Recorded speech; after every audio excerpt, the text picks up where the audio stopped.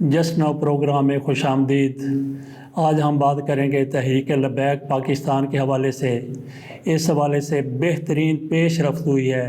تحریک لبیک کے بارے میں کل تک یہ کہا جا رہا تھا کہ وہ قومی دھارے میں آ گئی ہے، تو آج اس سے بھی آگے کے معاملات طے ہو گئے ہیں۔ بہترین پیش رفت نظر آ رہی ہے۔ تحریک لبیک جس کو کالعدم قرار دیا گیا تھا، اس حکومت کی طرف سے نوٹیفیکیشن جاری کر دیا گیا تھا۔ اس کے بعد کی کارروائی کے لیے سپریم کورٹ میں ریفرنس جانا تھا، اس کی ابھی تیاری ہو رہی تھی، اور یقینی طور پر سپریم کورٹ میں اس جماعت کو کالعدم قرار دے دیا جانا تھا، مگر ایک موہوم سی امید برقرار تھی کہ شاید سپریم کورٹ اس تحریک کو، اس پارٹی کو کالعدم قرار نہ دے، اور حکومت نے جس طریقے سے اس کے خلاف ریفرنس پیش کرنے کی کوشش کی تھی، حکومت بھی اب اس طریقے سے اس کو کالعدم قرار دینے کے لیے کمیٹڈ نہیں ہے۔ تو آج کی بہترین پیش رفت یہ ہوئی ہے، تحریک لبیک اور حکومت کے مابین معاملات بڑی خوش اسلوبی سے طے پا گئے ہیں۔ حکومت اور تحریک لبیک کے مابین جو معاہدہ ہوا تھا کہ معاملہ فرانس کے سفیر کی بے دخلی کا معاملہ پارلیمنٹ میں لایا جائے گا، حکومت نے اپنے وعدے کے مطابق آج پارلیمنٹ میں قرارداد پیش کر دی، جو منظور بھی کر لی گئی۔ اس حوالے سے تحریک انصاف کا ساتھ مسلم لیگ نون نے بھی دیا، جبکہ پاکستان پیپلز پارٹی نے اجلاس میں شرکت نہیں کی۔ تو یوں اب نظر آتا ہے، اور یقینی طور پر ایسا ہی ہوگا، کہ تحریک لبیک پاکستان کے خلاف حکومت اس کو کالعدم قرار دینے کا نوٹیفیکیشن واپس لے لے گی۔ قومی دھارے میں آنے کے بعد تحریک لبیک ایک بار پھر پاکستان کی سیاست میں پہلے والا کردار ادا کرتی ہوئی نظر آئے گی۔ اس سے جو نفرتیں پیدا ہو گئی تھیں حکومت اور تحریک لبیک کے مابین، وہ ختم ہوتی ہوئی نظر آ رہی ہیں۔ دوسری طرف ہم ذرا جائزہ لیتے ہیں پاکستان پیپلز پارٹی کے کردار کا۔ انتہائی منافقانہ کردار رہا پاکستان پیپلز پارٹی کا، اور یہ وہ پارٹی ہے جو ناموس رسالت قانون کو 295 کو کالا قانون قرار دے چکی ہے، اور اپنے اسٹانس کے اوپر یہ اب بھی برقرار ہے۔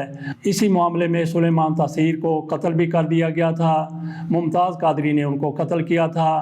ممتاز قادری کو اس قتل کے الزام میں سزائے موت دے دی گئی، پھانسی کی سزا دے دی گئی۔ تو اس کے بعد تحریک لبیک معرض وجود میں آئی، انہوں نے اس معاملے کو پوری شدت کے ساتھ اٹھایا، اور ناموس رسالت کے حوالے سے ایک نیا کردار ان کی طرف سے ادا کیا گیا۔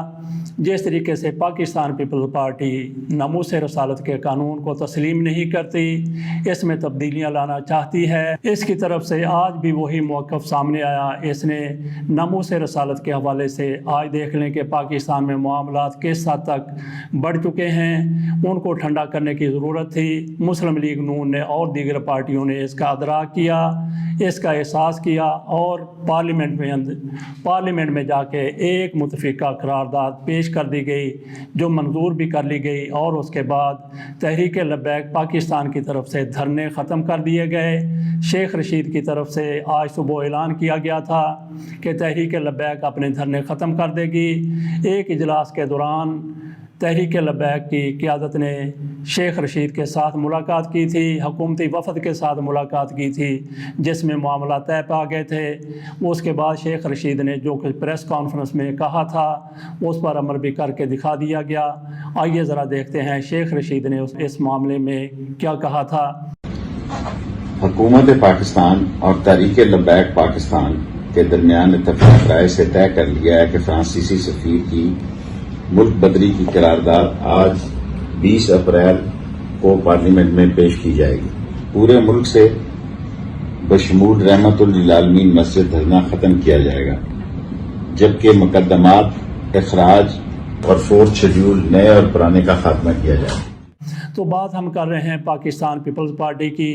پاکستان پیپلز پارٹی جس طرح سے ناموس رسالت قانون کی مخالفت کرتی چلی آئی ہے، ایک طرف اس کی طرف سے یہ مخالفت کی جا رہی ہے اور دوسری طرف اس کا منافقانہ کردار یوں بھی واضح ہوتا ہے کہ پریسٹ کنگ کے حوالے سے ایک مجسمہ تھا موجودڑو میں، 5000 پرانا یہ مجسمہ تھا، کسی مذہبی لیڈر کا یہ مجسمہ ہے، اس کی کچھ لوگوں نے بے حرمتی کی، اس کی طرف اس طرح سے ہاتھ 3 لوگوں نے کیے اس کی طرف 3 لوگوں نے اس طرح سے ہاتھ کیے جس کو سندھ حکومت کی طرف سے کہا گیا کہ یہ اس پر پھٹکار ڈالنے والی، لعنت بھیجنے والا طرز عمل ہے، لعنت بھیجنے کی علامت ہے۔ تو اس پر ان 3 لوگوں کے خلاف مقدمہ درج کر لیا گیا کہ ایک پریسٹ کی، ایک مذہبی رہنما کی بے حرمتی ہوئی ہے۔ وہ مذہبی رہنما کون ہے؟ 5000 سال پہلے تو حضرت عیسیٰ علیہ السلام کی پیدائش بھی نہیں ہوئی تھی، جس کو پریسٹ کنگ کہا گیا ہے۔ اس کا تعلق کس مذہب سے تھا، اس کا تعلق کس حلقے سے تھا، کس مذہب سے تھا، اس کے بارے میں کچھ معلوم نہیں ہے۔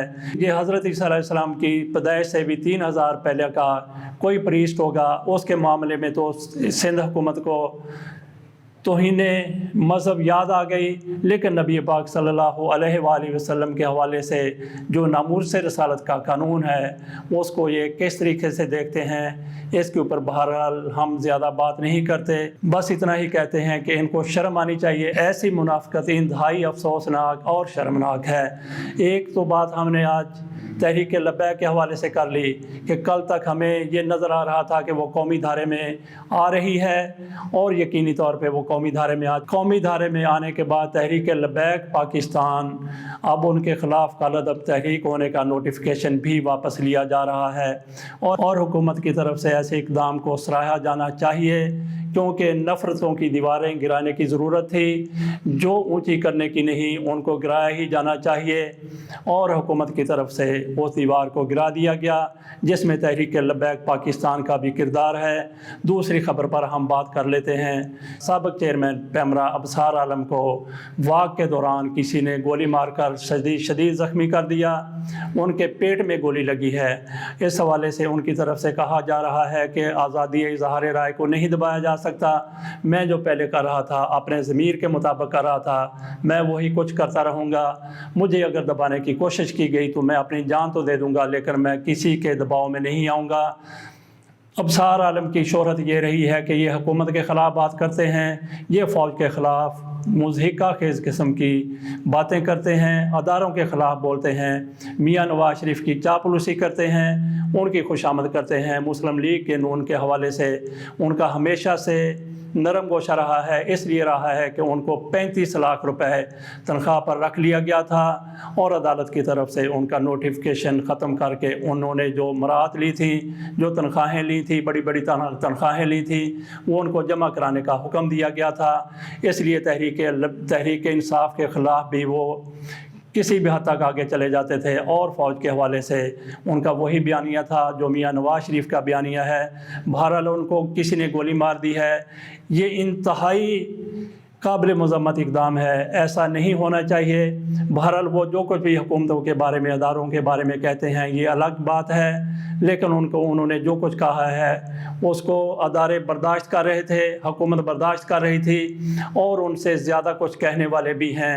اگر کسی کا اشارہ اس طرف ہے کہ ابصار عالم کو حکومت کی طرف سے یا فوج کی طرف سے نشانہ بنایا گیا ہے تو یہ انتہائی بھونڈی قسم کی سوچ ہے، ایسا قطعاً نہیں ہو سکتا، کیونکہ ابصار عالم تو اتنا زیادہ حکومت اور فوج کے خلاف باتیں نہیں کر رہے، وہ تو اتنی زیادہ ان کے خلاف باتیں نہیں کر رہے، ان سے زیادہ حکومت اور فوج کے خلاف باتیں کرنے والے لوگ موجود ہیں اور محفوظ بھی ہیں۔ بہرحال ابصار عالم کا کردار فوج کے حوالے سے انتہائی گھٹیا رہا ہے، لیکن اس کے باوجود بھی ہم ان کو ایک صحافی ہونے کے ناطے سے ان کا احترام کرتے ہیں، اور ان کے خلاف اور ان کے ساتھ جو کچھ بھی ہوا ہے، ان کو گولی لگی ہے، وہ یہ انتہائی افسوسناک اور مذمت والا اقدام ہے۔ اس کی کسی بھی ہر سطح پہ، حکومت کی سطح پہ بھی مذمت کی گئی ہے، صحافی حلقوں کی طرف سے بھی مذمت کی گئی ہے۔ ان کی صحت کے لیے ہم دعا گو ہیں۔